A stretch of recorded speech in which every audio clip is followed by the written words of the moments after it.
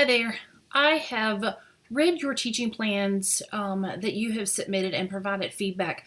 Most of your feedback is going to be actually on your paper, so you're going to look for red font for in-text comments on your paper.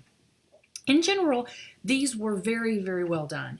I realize the vast majority of you have not done a formal teaching plan. So this is a new experience for you in trying to organize your thinking and get all of your plans together in a comprehensive way that will guide your work. Be sure that you go in and you read the feedback that's been provided to you. You're going to find that's going to be useful when you write your teaching plan for service learning. Service learning is a little bit more of a complex topic, so it's important that you understand the structure of a teaching plan before you try the service learning project. I want to remind you that week 8, you have the assignment to actually implement one of these teaching plans. So the majority of you used a traditional classroom setting for your teaching plan. So if you're planning to use your general teaching plan to actually do this presentation, you want to start thinking about organizing an opportunity to go into a classroom setting and teach this.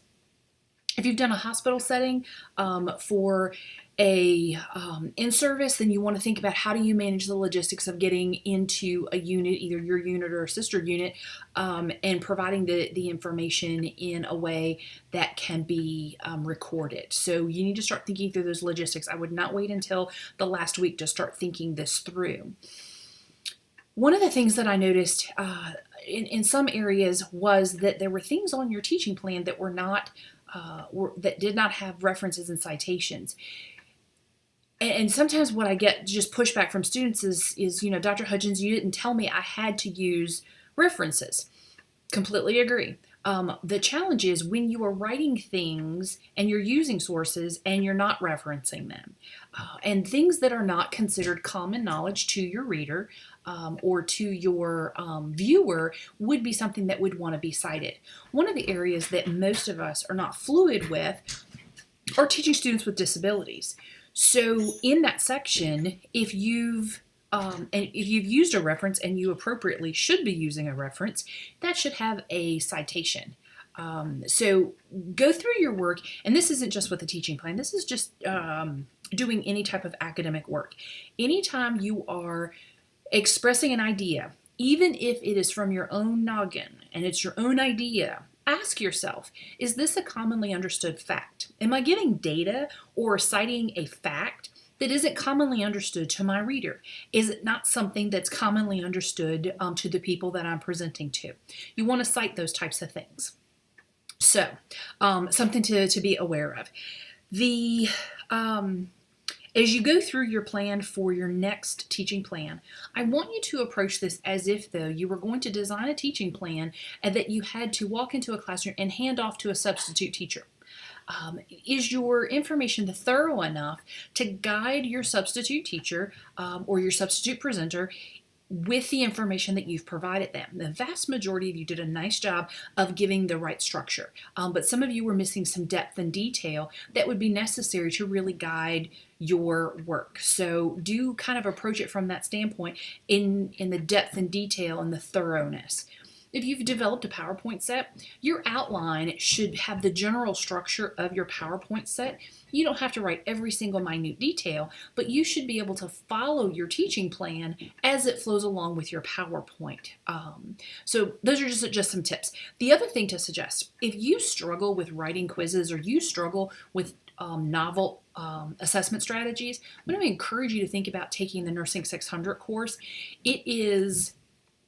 I think it's a little challenging, but it is also really interesting. So if you want to get better at writing quiz questions or writing different types of formative and summative assessments, consider taking that course. I want to remind you that part of every teaching plan is to conduct an assessment on what you've taught. So often we feel like our assessment needs to be a summative assessment, which it requires a paper and pencil and quizzes, quiz questions that create heightened anxiety and stress for our students. Sometimes our assessment is more informal. Sometimes our assessment is, tell me one fact you learned. and you use Poll Everywhere and have everyone drop in one fact they learned from your 3 hour or 2 hour, 20-minute lecture, whatever that was. Sometimes it's a method of having them kind of the see one, do one, teach one. Where you demonstrate it, they watch, and then they work with each other to do it, and you monitor that assessment using a rubric or a checklist. Don't feel like every time you're assessing someone that you need to use tests and quizzes. There's lots of other ways we can gather data about our students' learning without stressing them and creating a lot of anxiety over tests and quizzes that you're not going to grade, that aren't really meaningful and don't really tell you what you want to know, which is, did they learn anything and what areas are still gray for them? So be okay with informal assessments as well as formative assessments periodically throughout your lecture. Don't feel like it has to be at the very end in this big chunk of high stakes testing. So next week you have got a paper on technology. You have been given a pretty lengthy list of some innovative technologies.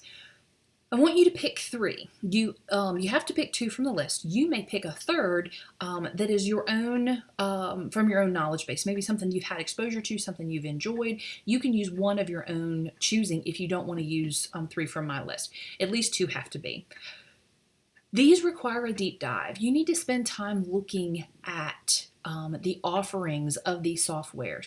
Go into their websites, look at their history, do some research from the internet. Find out more about the product and its utility than just clicking through it and giving an opinion. This really does need to be you understanding what the value, the cost, the implementation of this type of technology is.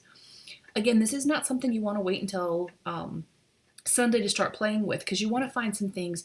My hope is that along with the teaching plan, that this becomes tools in your toolbox, that you're going to pick 3 things that you know nothing about and you're going to go play with them. You're going to try them. You're going to design something. Maybe you'll play with them a little bit just to figure out how user friendly are they. What's your learning curve with it? All of these are ideas that you're going to need to address in your reflective exercise. But the first piece of that is to go play. Find 3. My encouragement is to pick 3 that you aren't fluid with or you're not familiar with. Have fun with this and build your knowledge base. Don't make this a check the box exercise where you're just trying to get through it. Pick something that will grow you. In your paper, you want to use your level headings effectively. There's multiple questions for each of these 3 areas, so I want you to use level headings. At least level 1 and level 2 in this paper are expected. That would be scholarly. You don't want to use the questions as your heading prompts. Your heading should be concise but meaningful. So really think about in this paper, as you approach your APA, work on polishing your use of level headings to guide your reader, as well as guide your own writing. That will help you make sure that you're answering the questions that are being asked. So be thoughtful in that approach. I think, yep, that's it. If you have questions or concerns, please touch base. If you're wobbling a little bit with the teaching plan and you feel like you need to clarify some things, don't hesitate to ask questions to get more information. But specific to you, to this teaching plan or to your grade, please email me directly. But use the Ask the Professor link for general topics, for general things that probably your peers want to know as well. That would be useful. Okay, let me know how you are. Know that I'll be thinking about you and praying for you. Have a great week, folks.